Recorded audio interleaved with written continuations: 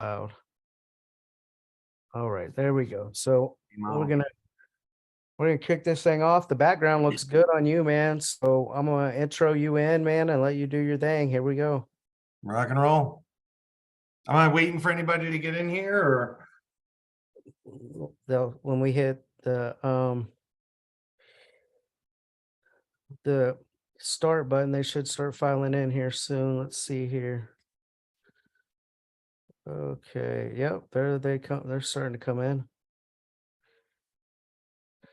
What's going on in the world today? What's up, Tammy? What's up, Ann? Coming to support Josh. I love it. Some of the team members here. What's up, Susan? That's one of my new partners up in Toronto, Canada, checking in. I love it. I love it. Tammy said, yeah, bringing it. Yeah, Josh is going to bring it today. Carlos, what's up? What's up? Cheska, welcome back to the mix of things here. Monday. All right, man. So a little bit top of the hour here. I'm pretty excited. It's Monday, 2% top agent expert mastermind, where we're basically giving a platform to our icon agents, our team leaders, our owners, other top up and coming agents. Basically it's all production and what their one thing is, what makes them special. It could be FISBOs, it could be internet leads, it could be pre-construction, it could be SOI, similar to like the Rams program that hopefully you guys are going to be getting signed up for the workshop with Gary and the team as they're building some of the stuff out and some of the newer markets that I own and rebuilding in a traditional manner, not just the modern networker team, but the traditional team. I have someone on here that I love his energy since Gerbic introduced me to him, and he's been able to get in business with us as Josh, man. And so I'm excited to have you on. What's going on in the world today, Josh? Rock and roll, my friend. I'm super pumped. So I'm going to just kind of jump right in. Like the basis of what I'm getting at is working a process and getting through your insecurities, and also getting into a lot of tactical. Hey, before we get into that though, man, like I love like people hitting their goals and their vision board and stuff. And you sent me a picture of like a dock or something. Did you close on your, what'd you call your forever home? You got to put some Man. equity. I'm gonna bring it up. I was gonna bring it up briefly, but I just want to say congratulations on that before you got going, man. So, but yeah, you can reference it in the video. But I remember when I got mine, and it was supposed to be an Airbnb one. I say I haven't even got it on the market, and I say I work on it. It's beautiful. I lived out there last year, so I know how much it was. It meant to me. So I knew I could just tell the excitement when you were texting me. So I just want to say congratulations, man. So anyways, I'm gonna go grab a seat with everybody else and let you do your thing. But guys, welcome Josh. Been in the business 18 years. He's gonna bring it. So I'll catch up with you later, Josh, or I'll chime in as you need me. Rock and roll. Thank you very much. I feel like I need to like start dancing like a rapper or something like that, the way he introed that. So overview.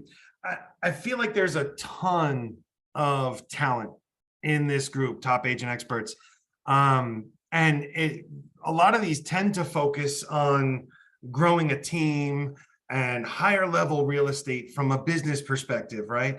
But in this session, I kind of want to focus on tactical things, on what we can all use to help get a brand new agent started on the right foot, hitting six figures in their first year by following a process and getting out of their own way. That's what the insecurities part is. I'm going to give you some tactical tips and tricks that can help you not only to close more deals easier, but also to help you make more money doing the same work. That's where the real trick is, right? So who am I? A little bit about me.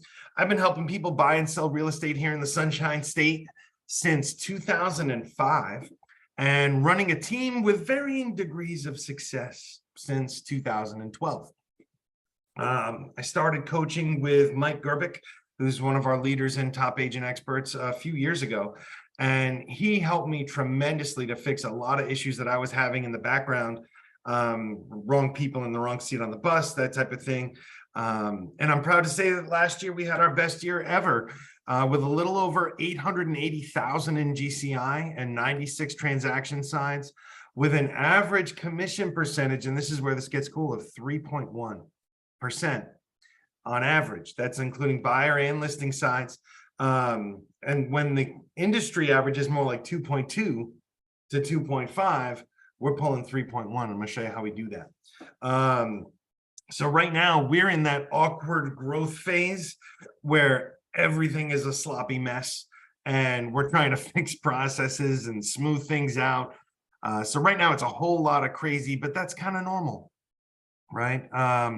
Overall, we're doing really well. My fiance and I just closed on our dream home this past Wednesday on the St. Johns River, and we've got a 2-story boathouse. Holy cow. Now I need to get a boat, but I still feel like, and that's doing pretty good. Like we're winning, right? But I still feel like we're just getting started and we're still so far behind rock stars like Mike and Adam and Matt Smith and all these people that are just on another level, right? And that insecurity is never going to go away because you're always going to be striving to do better, to do more. And the further down that path you go, the more you're going to see that there is to it. Get used to that, right? Breathe it in and learn to be okay with feeling like you still have a long way to go. It's a perspective thing. And Mike and I had talked about this a long time ago. When you're standing right up next to a tree, you're seeing the bark and you're seeing the little ants running up and down. And then as you take a step back, you go, oh, wait a second, there's more than one tree. There's a forest here. There's a whole bunch of trees and you see more. So you're able to step back and see things from a different perspective. And then over time, you start to climb the tree and then you get to the top of it and you go, holy cow, there's a whole forest here that goes way further than I thought. And then you get into an airplane above that and you see the ocean beyond that with the sunset. And you go, man, every single time there's more to it and there's something else to get to. And you're never going to stop with that, right? So get used to it. Don't feel like it's a bad thing. Learn to be okay with feeling like you still have a long way to go, right? Because we're doing pretty well. But I still feel like we have a long way to go to get where I want to be. Just you guys being here and paying attention and striving to be better puts you way ahead of the vast majority of other agents that are out there. One of the things that I found is you need to trust the process, put your head down, do the work and stay the course. Just keep going. Keep going. Even when things are on a downward swing, they're going to swing back up again. Keep going. Rock through it, right? I'm going to touch on a few different things and kind of run through some of the biggest things that I've found to be helpful, in particular for new agents and also for veterans. One, setting expectations is key to anything. That's the difference between disappointment and excitement, right? Is setting expectations properly. Whenever a buyer or seller is upset with how a deal's going, it's probably because you didn't set their expectations and let them know how things could go. Right? And how you're going to handle that, even if it's something that's easy, that you know it's a hurdle you can handle with no problem. If they're not expecting it and it hits, they're going to be anxious and nervous. And this is for both agents, including yourself, buyers and sellers. Creating a plan that gives a direction and tells you which way to go to get where you want to be makes all the difference, right? Recognize that no matter how rough you feel you're doing, you're a million times better than 95% of the other agents that are out there because you're actually trying to get better. You're here, right? You're present, you're watching this, you're looking to improve, which means you're going to improve. One of the things that I've learned, reach out and ask questions on every level, right? I reach out and ask questions to Adam and Mike all the time. If you're a newer agent, reach out and ask questions of your team leader or your sponsor or the people in this group. The agents by far, who do the best in their first year, 2 years, 3 years, and beyond, and grow to 6 figures the fastest, are the ones who aren't afraid to ask questions, right? And this is in particular true for veteran agents. They tend to think they already know everything when you bring them in, and so they don't ask questions, but they're not following your process, which is their process is what kept them at 6 to 8 deals to begin with, and you're trying to get them to 20, 30, right? They need to ask questions. They need to be engaged lean in and get involved. The newer agents that ask the most questions, they tell me, man, I'm so sorry I'm annoying you. I know I'm calling you 4 times a day, right? I get excited about that because I know that they're the ones that are going to do really, really well. It's going to be frustrating and taxing and it takes up my time, and that's fine because that's what gets them to 6 figures, which makes everybody do better. And this is literally true every single time. Over the 11 years that I've been running a team and coaching agents, every single time, the ones that ask the most questions are the ones that excel the fastest. Okay. Don't be afraid to ask questions. 2 biggest hurdles that I've seen for new and for a lot of veteran agents. First one, fear of mistakes. Everybody wants to know everything before they do it, right? Recognize and accept for yourself that mistakes aren't failure. They're just skin knees. A year from now, the mistakes you made last year, you're not even gonna remember, right? These are just skin knees that happen before you start doing those super cool jumps on the BMX bike, right? The time it takes to get good at real estate, it's not based on a clock. It's not based on time. It's based on experiences. It's based on the number of repetitions, the number of times that you do something, not how long you've been licensed. So the faster you get those mistakes out of the way, the better. And with very few exceptions, very few. One of our favorite phrases on our team, everything is figure outable, right? There's very, very few things that you can mess up as an agent that can't be fixed, right? And even when it comes to like a client being upset, that can be fixed, right? Don't be afraid of making mistakes. Dive into making mistakes and learn from them every single time. And again, it's just like asking questions. The more you ask, the more you make mistakes at the beginning, the faster you're going to grow, right? The other thing, number 2, hurdle, you have to get over the hourly mindset, right? A lot of people come into real estate from another job where they were getting paid by the hour rather than by the result or by the outcome. People paid hourly tend to, and you know, think about whether this resonates with you or not. They tend to do enough to not get fired rather than doing everything they can to help the business succeed. You do enough, right? After all, if you don't get paid more to run, you might as well walk, right? You get paid the same. The thing is agents who walk go broke very quickly. You need to recognize and understand that this is now your business. You're the business owner. Even if you're on a team, even if you're part of a brokerage, this is your business, is to generate money and feed your family. And it's all reliant on you. You're now the business owner. So don't walk, run, have urgency, and recognize that if you don't do it and get it done, nobody else is coming along on the next shift to finish what you left off. It's all on you, right? Go get the results. So next thing I want to kind of go into, and this is going to be a little bit scattered, but there's a lot. I'm trying to touch on a lot of things that I think are going to help people. I don't know if you're all familiar with something called the 30-day rule, but we're going to get into that next. There's 2 types of work in the real estate business that I've seen. There's generating business and there's servicing business. Okay. One of the things you need to understand is that the work that you do to generate business over the next 30 days is your paycheck in 3 months.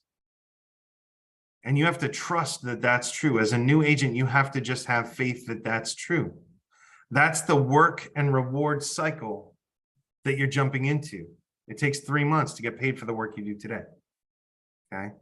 The hardest part of getting your business off the ground is maintaining your faith that the actions you're taking will have results and not expecting those results to happen tomorrow or next week or even next month. You're going to work your tail off as a new agent for 40 to 60 hours a week for 3 months before you're going to see a return on that time investment and that effort. It's going to be emotionally and mentally draining. And you're going to close, most likely, if you're working like that and doing what you're supposed to, you're going to close a deal or two. But you're not going to make the kind of income that you're hoping for. That process takes about 3 months to build. It's going to be emotionally and mentally draining. And there's no fast and easy button here. You just have to trust that the results will be there and keep pushing. Here's the trap. You prospect, and this is what so many realtors fall into, and a lot of people I think can relate to this. You prospect until you have 2 to 3 transactions going. You're all excited. You got 2 or 3 under contract, and then you spend all of your time servicing those transactions. Remember, there's generating business and servicing business. So you generate 2 to 3, and then you spend all your time servicing those transactions for about 30 days, because that's about how long they take to close. And you convince yourself while you're servicing those 2 to 3 deals, you convince yourself that you're too tired or you don't have time to continue prospecting, to continue generating business. Well, congratulations, you just tanked your pipeline, and you are now going to have to rebuild for another 90 days to see your next round of paychecks. They call it the real estate roller coaster. Okay. You have 1 great month and then 2 bad months, and then 1 great month and then 2 bad months, and then 1 great month, because you stop prospecting while you're servicing. You can't do that. You have to treat prospecting and generating business like an appointment. You can't skip it, because otherwise you'll never get off that roller coaster, and your life is going to be full of stress and you're not going to have any consistency. It's going to suck, right?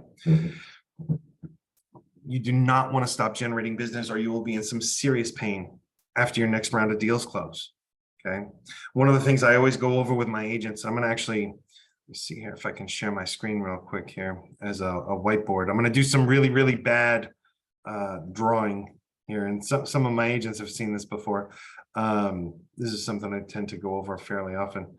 I cannot screen share. That's okay. I can describe. Awesome. So there's you. Here, I'm gonna turn it over to you. Okay. I just want to be able to do a whiteboard if I can. Yep.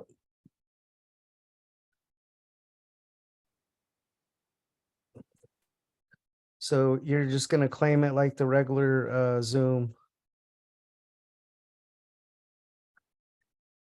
All right. And there you go. You are now the host. Beautiful. Perfect. Awesome. Whiteboard coming right up. Now you guys get to see my wonderful artistic ability. All right. Can everybody see that whiteboard? I'm going to make a little smiley face up here in the corner. Just back that up. Everybody see my little smiley face? It's horrible. I'm an artiste. All right. So here's something I want to go over. This is you starting your business. Okay. You're all excited. Hands up in the air. Yay. You've got some hair and you're wearing a hat. Right. And in front of you, there's this boulder. And that boulder is your business that you're trying to start. And you need to push that boulder forward. Okay. Now, the problem is the boulder isn't moving right now. So you need to work extra hard because you have no inertia working for you. The more you move, the more you push, the easier the boulder gets to do the same thing, right? Now, the thing is, once you get that boulder started moving, this is generating business, by the way. You got the ground and you notice that the ground starts to go up like this. And the boulder gets harder and harder and harder and harder. Okay. Actually do this here.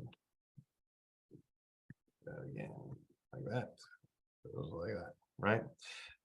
Right about here is 2 to 2.5 months.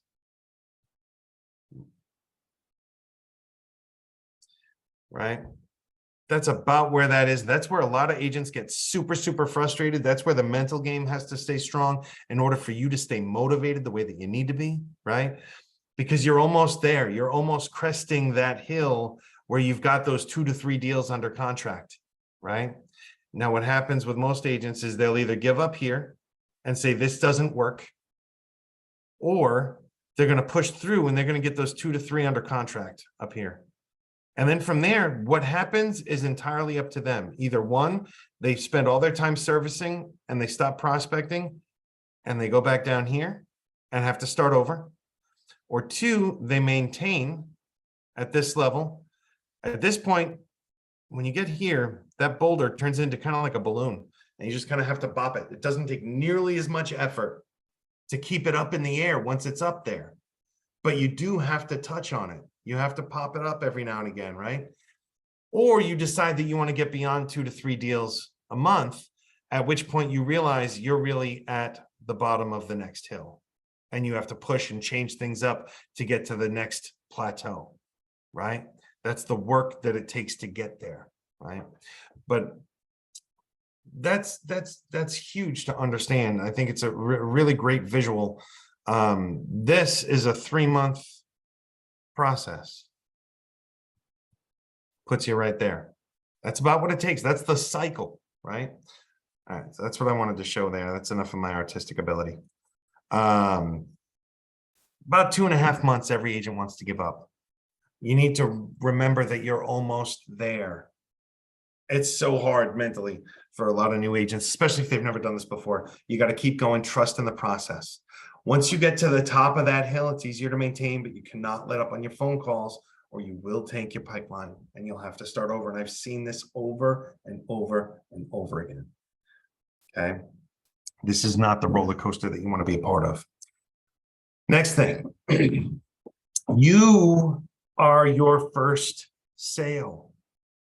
If you want this to work and you want to keep your mindset right, you have to believe in the service and value that you provide. Okay. This is what will get you comfortable making the calls and doing the work. You need to believe that you have something of value to offer. And it can literally be as simple as just caring about the customer. Caring. Do you realize how many agents do this and it's just pushing for a paycheck? Or it's a hobby they do on the side and they don't really have time for it. And yeah, they'll get to that when they get to it. I was working a listing side one time and I had a buyer's agent that was representing an elderly veteran. And we were trying to work through an inspection issue. And the agent actually said to me, this deal isn't big enough. I don't have time to help with this. Can you just handle it? I got so mad.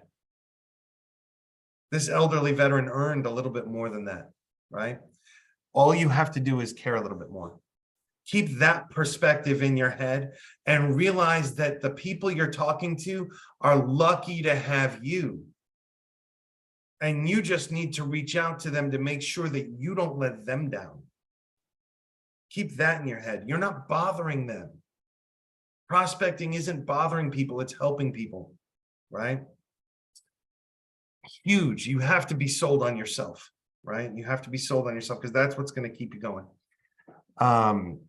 Lead sources like OpCity, Ojo can be super helpful, especially when you're getting started. I always push on my team. I say, look, these are great to get you going and they're great to fill in the gaps, but they're also kind of like an addictive drug that can be tough to get away from and they're super expensive in the long run, right? You do not want to rely solely on them.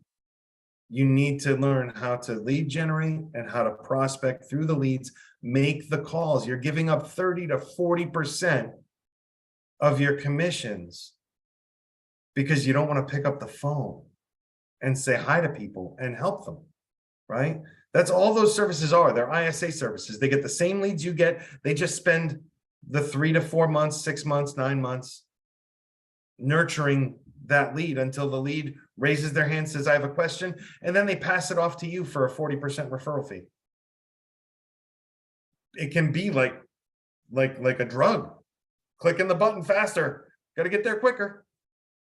but you have to get beyond that if you really want to get through and be able to hold up on your own. What happens when those referral fees turn into 60% and you don't know how to pick up a phone?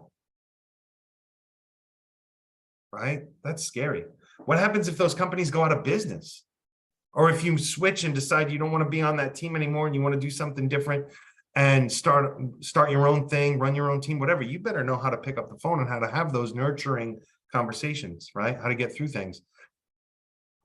Get out of your own head with any negativity, right? So one of the phrases that I've really come to love is the golden rule is great, right?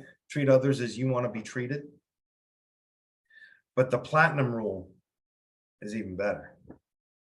Treat others as they want to be treated, right? It's always about them. Whenever you're on the phone with somebody or talking to a client or someone who might become a client, keep it about them. It's not about you. Get out of your own way and stop convincing yourself to not help people. I hear all the time, well, I don't want to call people at 6 p.m. because that's when I feel like they're eating dinner. Well, listen, I just purchased a house and I tend to eat around 8 or 9 p.m. because I'm working or driving at 6 p.m. I'm not you. The people you're calling aren't you. Get out of your own way, right? Call even if you think they're not going to like you. One of the things to understand, if you're on a call and they're pissy pants because you called them and they answered the phone, it's not you they're mad at.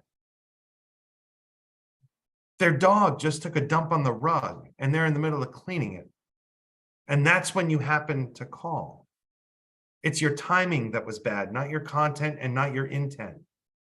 Call again another time. You call that same person 3 days later, they won't even remember they told you to go screw. And they'll probably be in a much better mood. That's all it is. Recognize that and move through it, right? Clients are people just like you. They have their good days, their bad days in life, but they don't sign up on a website with their phone number unless they're at least somewhat interested in a house. Be the agent that plays into that spark and don't give up on them, right? Don't give up on them. Make your dials and be persistent with it. I always tell this story to the agents on my team. I'm going to go into it real quick. I did a little experiment back in 2015. And I was about 3-4 years into running a team at that point. And I started this at 8 p.m. and I didn't stop until 9 a.m. the next morning. Eyes bugging out of my head. I'm a numbers junkie and a spreadsheet guy. I took, at the time I was working mainly out of one county. Now we cover about a third of Florida, but I was working out of one county at the time. And I went into the county property appraiser site and I downloaded a list of every purchase over the past year that was over $10,000. And I downloaded all of the data to an Excel spreadsheet. And then I took my CRM and downloaded that to a spreadsheet and I cross-referenced all the names and numbers by hand, right? All the names by hand. Because Timmy on my website isn't the same as Timothy with the property appraiser. So you actually have to do it kind of by hand. I spent 13 hours on it overnight. And what I found was that we had 200 transactions that happened with people who were in our database, but didn't buy with us. You know how painful that is? 200. At the time, our average sale price in that county, and this is going to freak you out too, our average sale price was $110,000.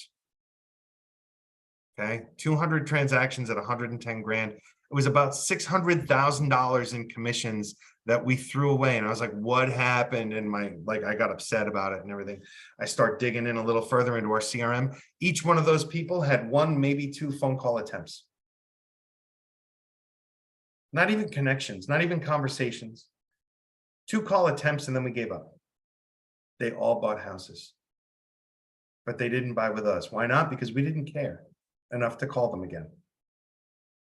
It doesn't take much. 86% of buyers and sellers work with the first agent they talk to about real estate. All you have to do is have the conversation and don't give up with the phone call, right? Call again. Okay. Now here's what our process looks like. Okay. Following a process every single time, we have pretty much the same path. Okay.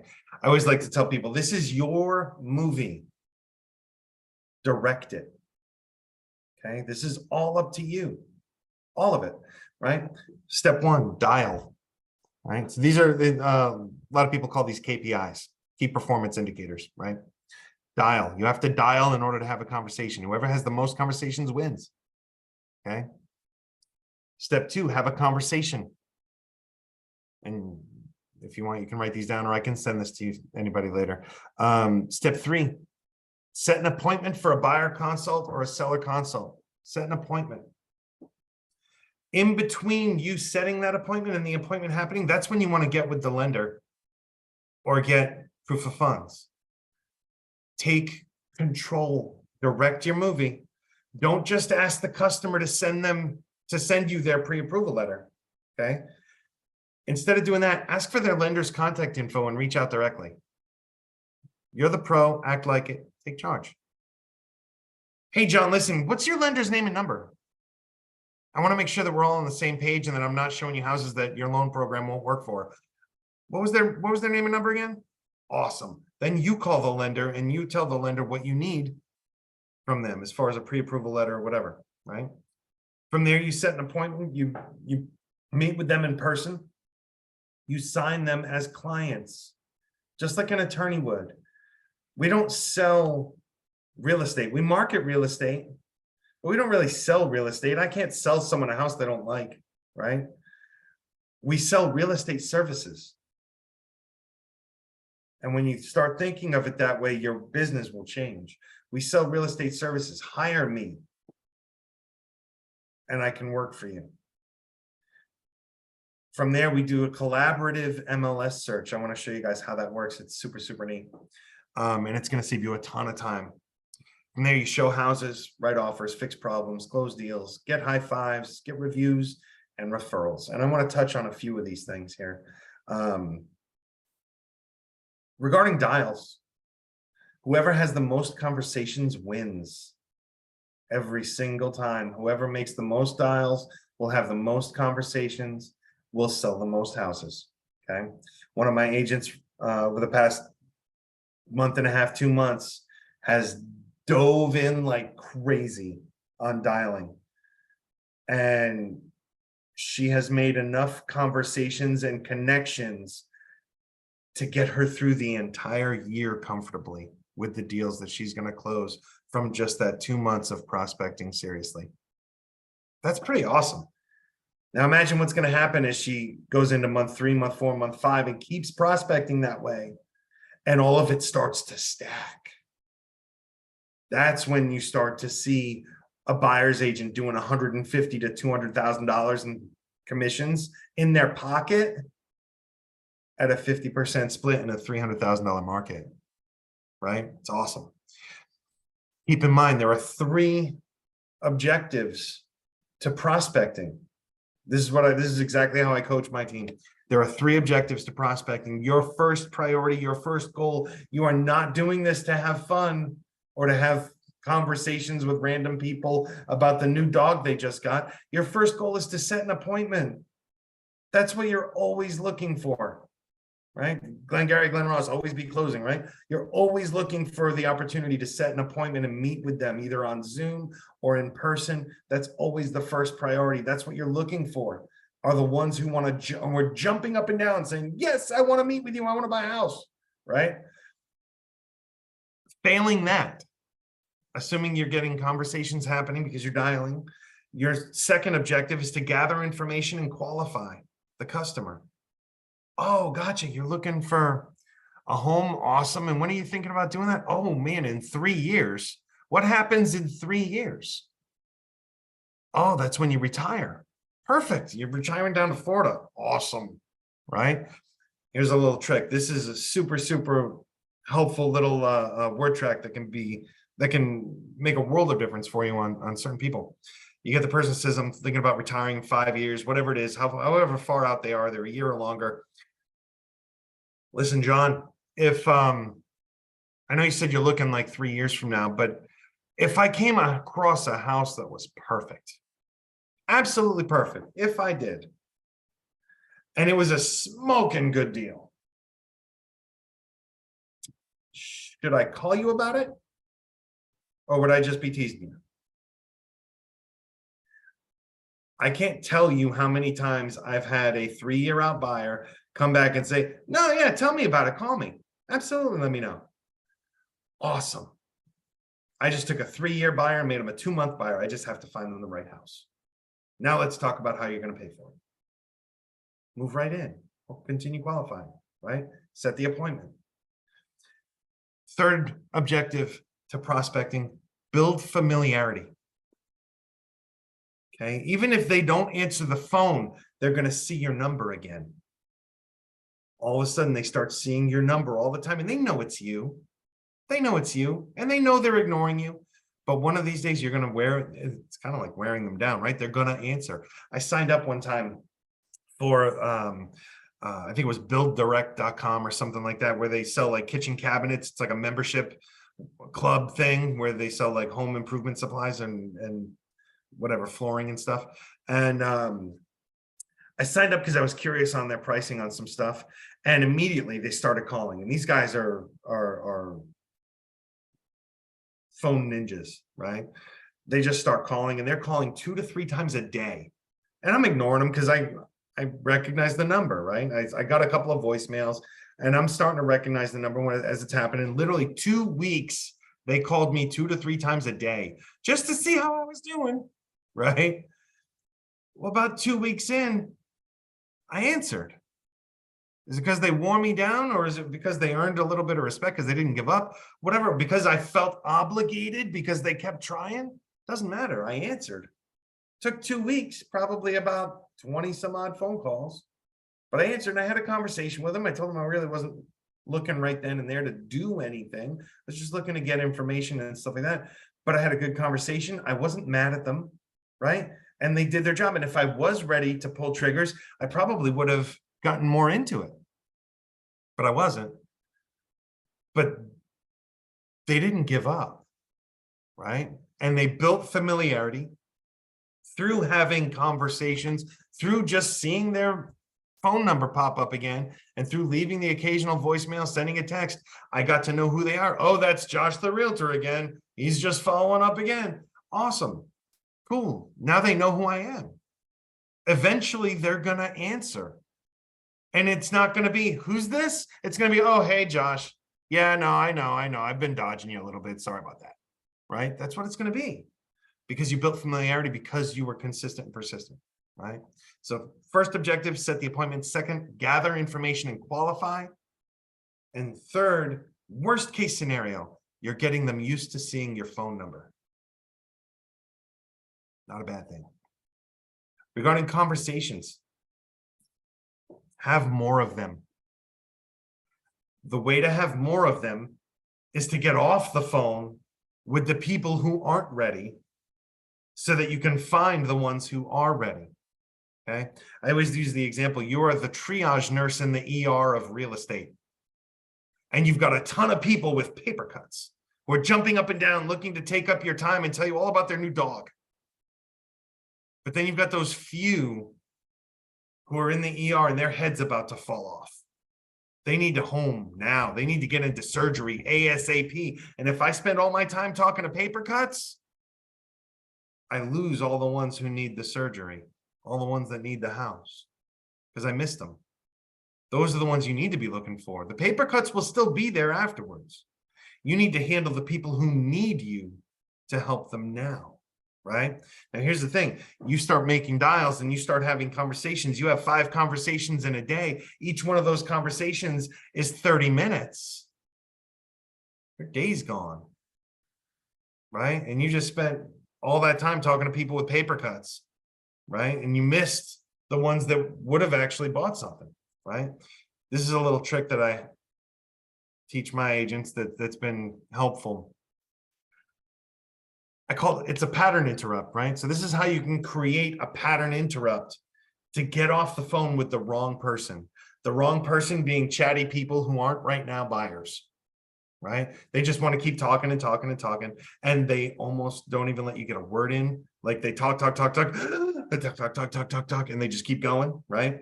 Here's how you can get off the phone with them without being rude. Holy cow, John, I'm so sorry. I've got a call coming in that I've been waiting on all day from a contractor. I have to jump, but I'll give you a call back later. All right, thanks, John. Click. They know that they're just talking to talk. They're not intentionally wasting your time. They're thinking it doesn't matter, right? They're having fun chatting with you. If all of a sudden you have a call coming in that you've been waiting on all day and you've got to jump, they'll let you, and they'll do it graciously, right? Use that. You can't use that every single time, but use it. It's super, super helpful to get off the phone with the wrong people so you can keep making calls to find the people that are actually looking for you and you just haven't seen them yet, right? So regarding setting the appointment for a buyer consult, this is something a lot of new agents have a hard time with, because it's tough when a buyer just wants to see a house. It's hard to get them to take a step back and say, no, before you do that, come sit down with me, right? So one of the things that I always do when I first start talking to a new buyer, John, tell me about your real estate experience and your journey so far. I'm super excited to hear all about what you've been doing, right? I get all into it and excited about it. And they tell me their story, and I'm looking for what's happening, right? Wherever they're having a hurdle or wherever they're tripping up. This is one of my favorite scripts here. Listen, John, probably the most important thing that I found over my time helping people in this business. Notice I don't say how long I've been doing it because I want the script to be able to be used by someone who's brand new. Probably the most important thing I found over my time helping people in this business, and let me know if this resonates with you, is that the biggest source of really frustration and anxiety and really pain in a real estate transaction for both buyers and sellers, but in particular for buyers who are moving to Florida from New York. Whatever their situation is, you make it about them, right? Notice I'm acting out the emotions. It comes across in your voice. It comes from not knowing what to expect. It's like, John, it's like real estate moves super fast in order to do it well, and you feel like you're in the passenger seat. You're not in control, in the car doing 90 miles an hour towards a corner, and I'm driving and you're not. You're in the passenger seat and you don't know if it's going to be an easy turn or if I'm going to flip the car over. So it's literally almost paralyzing for some people. And then shush and let that sink in. Do you feel that anxiety? Because they will too when you explain it that way. To fix that, what I'd like to do is sit down with you, ideally in person, but we can also do it on a Zoom call, so we can go through what this process is supposed to look like. That way, instead of going crazy, wondering if you're going the right way or if the car is going to flip over on the next 90-mile-an-hour turn, you're comfortable and you're confident, knowing that the road is mapped out ahead and we've already gone over what everything looks like, and you're just watching it unfold exactly as we planned. Does that sound like something that might be helpful for you? Show me any buyer that says, no, that sounds horrible. Works almost every single time when you do it right, okay? They go, yeah, that actually does sound pretty helpful. Awesome. Is there any reason we couldn't set that up sometime in the next couple of days? I'm looking to isolate whatever their objection is and help them find a better time if the next couple of days doesn't work, right? Now, once you have the appointment set, from there, again, you've got the appointment set. Now you're going to get them pre-qualified with the lender, right? Before your appointment, you want that pre-qual in hand. Because if they don't get a pre-qual or they can't buy a house, you're going to cancel the appointment and move on to the next thing. I want my lender to qualify them just like I do, right? Now, here's where this gets super fun. And this is where you can make a lot more money in real estate doing the same work. Buyer brokerage agreements. A lot of agents don't like these. They feel uncomfortable, and that's why they don't like them, is because they feel uncomfortable talking about them.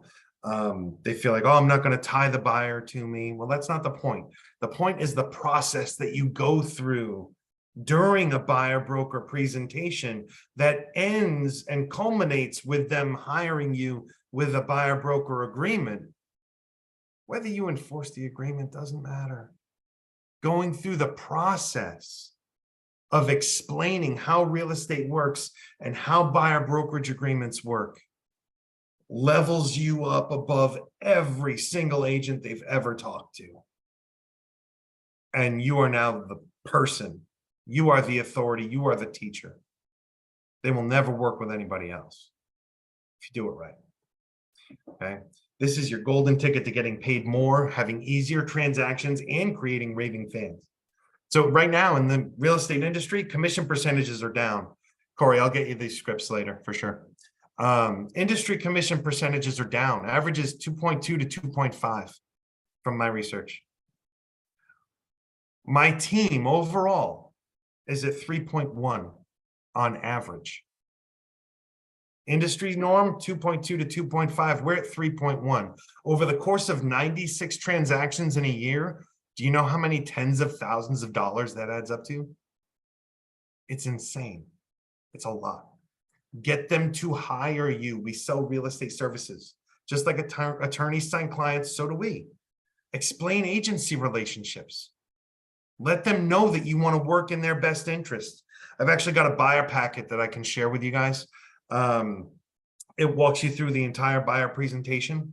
It starts with the really, really easy stuff, and I get them signing right away. I can do another little thing on that and get more into it, but as far as today, we don't have time for it. But let them know you want to work in their best interests. One of my favorite questions to ask a buyer or a seller, but in particular, this is meant for buyers. Listen, John, if you were to work with an agent on a transaction, would you have the expectation that that agent works 100% in your best interest? The answer is always yeah. Awesome. That's exactly how I like to work. Right now, every state's different, of course, and this is going to vary, but you can use some version of this pretty much anywhere. In Florida, the legal default relationship is transaction brokerage, which is not a fiduciary. Okay, that's the legal default relationship in the state of Florida, and agents don't have to disclose that here. It's supposed to be assumed and known by the buyers. So when I go in and I explain that there's transaction brokers and then there's single agents that have a fiduciary responsibility to work 100% in the client's best interest, and they go, I want that. And I go, awesome. This is a buyer brokerage agreement. Let's talk about it. Right? I point out their pain and I smack them with how hard it hurts if they don't do what I need. Do you want to work with a used car salesperson whose job is just to sell you stuff? Or do you want to work with someone who's going to work in your best interest to sell for you instead of to you? Game on, let's go. I'm going to be your Muhammad Ali. I'm going to go beat them up for you. I'm going to take their lunch money. I'm going to give it all to you. Let's go, right? That's the game of this. So they say, yes, I want someone that works in my best interest. Awesome. That's exactly how I like to work. In order for me to work as a single agent, you have to hire me. The same way that a seller would hire me with a listing agreement, this is a buyer brokerage agreement. FYI, that's what's called anchoring. I'm making a comparison between something they know and are comfortable with. Of course, when you sell a house, you use a listing agreement. And what I'm selling, which is a buyer brokerage agreement that chances are most of the agents they've ever talked to have never gone over with them. And if they have, they've just snuck it into the middle of a contract and not explained it. Right? I'm being transparent. I'm explaining everything. The same way that a seller would hire me with a listing agreement, this is a buyer brokerage agreement. Let's go through how this works. Now, when you're using a buyer brokerage agreement, you can set your own rate. My team usually charges 3.5% plus $300. Now, obviously, with VA buyers doing the VA loan program, we're not allowed to charge a VA buyer. And there are some clients that will just say, no, I'm not signing anything. I don't really care. Right? Now it's my judgment call. If you're paying cash and want to close tomorrow, awesome. I'll probably still work with you. But if you're looking for a $40,000 mobile home and you might buy it in the next 4 months and you want me to work without an agreement, chances are I'm going to say, I'm sorry, I don't work that way. Right? But it's my call at that point. I set my own rate. I make my own rules. I set my own value and I charge what I see fit. 3.5%, 4%, 3%. I can do as per MLS, whatever. But I want to go through the process with people because the process is what sets me up as the professional that they've never seen before, because everybody else just jumps up and says, oh, you want to go look at 123 Main Street? I can be there in 5. And then everybody's flying by the seat of their pants. The buyer is now in the car doing 90 miles an hour towards a corner, and they hate their experience. Side note, this is something that's super fun to tell people, and it makes them think. You want to know something crazy? From what I've seen, people put more effort into who cuts their hair than who helps them to spend hundreds of thousands of dollars. Isn't that nuts? I can fix a bad haircut in a week. Or I can lose 20,000, 30,000 plus by having the wrong agent work for me. Why don't we sit down and let's go over how this is supposed to work, right? Next thing I'm going to touch on, I'm running tight on time. I'm going to kind of move quickly. Collaborative MLS searches. This is something that a lot of agents don't do. Rather than me setting up a property search based on what they tell me, I send it to them. 2 days later, they get back to me and say they don't like it. We make some changes. I send them more stuff. A couple days later, they get back to me. They don't like it. I send them more stuff, whatever. So listen, while we're at the end of our buyer presentation, after you've hired me, we're going to sit down. We're going to pull up the computer together, either on a Zoom call or in person. We are going to pull up the MLS and we're going to go through the MLS together, because every buyer, and I say this to the buyers, I want them to know that it's funny. Every buyer goes through some version of this scenario. Listen, Josh, I want 5 bedrooms. I want 4 bathrooms. I want 17 acres. I want a 10-car garage with a pool for 100 grand or less. Go find it, Magic Realtor. You got this.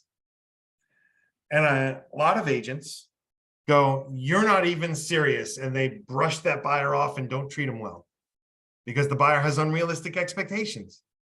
Instead of doing that, instead of blowing them off, I go, awesome. That sounds incredible. Let's go find it. Let's go find it. And I go and I sit down in front of the MLS with them and I plug it all in with them and I'm all excited. And I go, gotcha, 5 bedrooms, 4 baths, 17 acres, 10-car garage with a pool, 100 grand or less. Oh man, there aren't any. Crap. Okay, so let's do this. Let's get rid of the 100 grand or less to start with. Let's see where these houses that you love, the kind of house that you like, let's see where it starts. And they go, okay. And so I get rid of the price criteria. And now I hit search and I go, there's 17 of them. Awesome. They start at $700,000. Can you guys go to 700,000?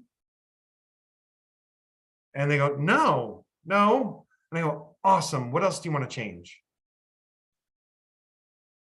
Let's get to reality, right? Do you need 17 acres? Do you need a 10-car garage? Let's start backing things out. We have to either increase your price point or lower your expectations. Let's find reality as quick as we can.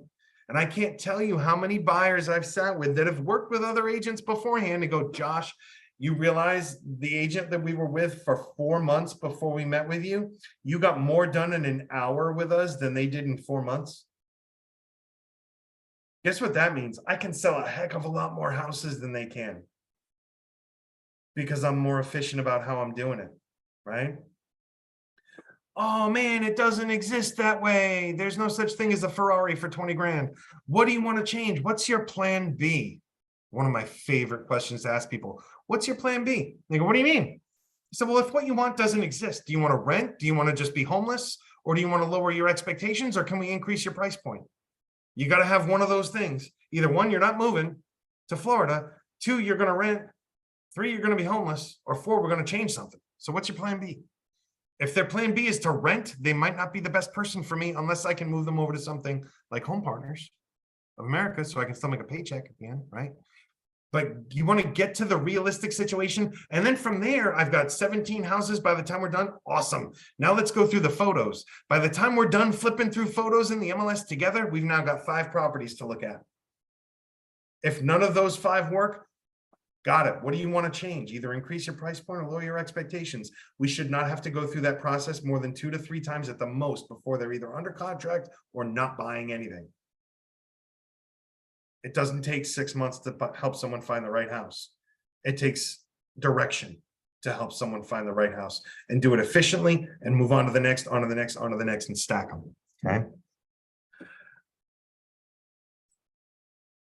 My next thing I was going to get into is referrals and how to ask for them, but I'm running tight on time.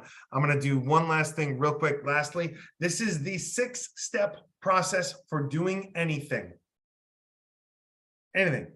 Number 1, say you're going to do it. Whatever it is, someone's waiting on you to do something, a seller, a buyer, whatever. You say you're going to do it. Number 2, you do it ASAP. Oftentimes I'll have an email sent before I'm even off the phone with them if they're expecting something from me. Do it ASAP. And then text or call them. See it. If it's an email, you'd be surprised how many times you're going to send something to somebody. It's going to go to their spam and you don't follow up to make sure they got it. And they just think you never sent it and forgot about them. Say you're going to do it, then text them and let them know you did it and make sure they see it. Number 4, ask them what they thought of it. Have the conversation. Number 5, let them know what the next step is from there. Don't ever let it go open-ended. Have a next step.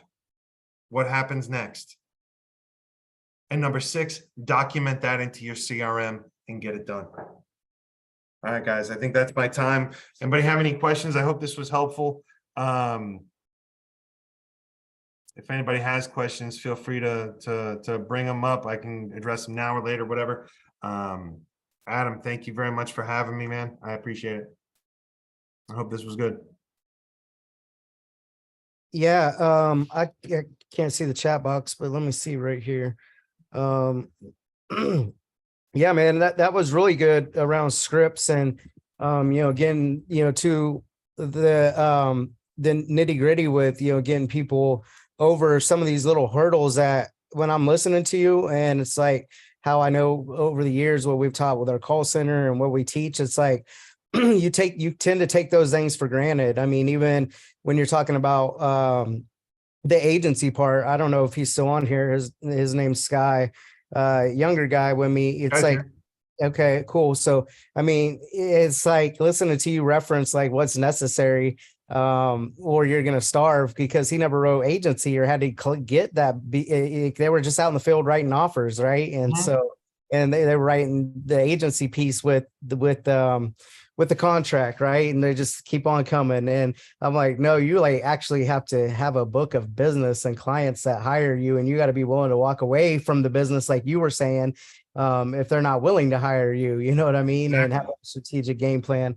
And just some of your word tracks, man, I appreciate it. And it's like everybody seemed a lot of yeses. I'd love to be able to share these scripts. So yeah, he'll send whatever over. Appreciate the valuable insight. Awesome, Josh. This was gold.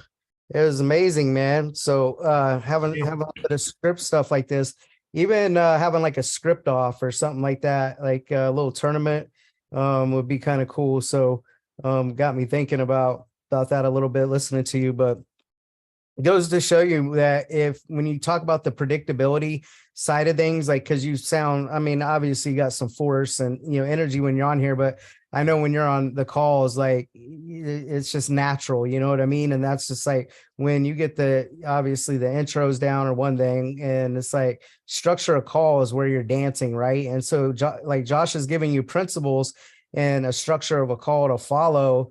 And it's like things can be said differently in different ways, but they're going to get the point, right? And it has to be delivered at the right time, and the timing of that message when they're most receptive to it. So you are one of those people that have their attention. And then like something else that, you kind of touched on, but didn't really go in depth. It's like, especially when we're going to this market, it's like, man, can I just see the house? Or, it's like, they're going to thank you once you kind of force them to do what you want to do by giving them options, by the tail not wagging the dog, if you will. It's like, point out the pain. Right. The frustration and the anxiety that you can help them prevent. They don't even know it's coming is the thing, right? Like people that are going through this process, they don't know how painful it's going to be. So paint that picture of the future and how horrible it's going to be. It's a sunburn. But I love how you give them a little bit, like a crack dealer. You'll give them a little bit of your time. You'll give them a little bit of your effort, right? And then you're like, well, hold on here. This isn't how I work. I was doing you a favor, you know? Yeah, And they got to jump through some hoops too. yeah, give me 1% of your trust and I'll earn the other 99%, you know, and then they'll thank you later when they think it's a waste of time or, you know, I've never had to do this before or whatever. And it's like, but now you're going to be able to get what you haven't got before. And that's your dream house or to get it sold. So I appreciate it, guys. We're right at the top of the hour. I want to be respectful to you, Josh, so you can get in and out. Thanks, and the rest of his team for lending him to the mastermind today. It was very timely for, you know, having some scripts on here. So much appreciated, man. I thank you for coming on. Beautiful. Thank you, brother. I appreciate it.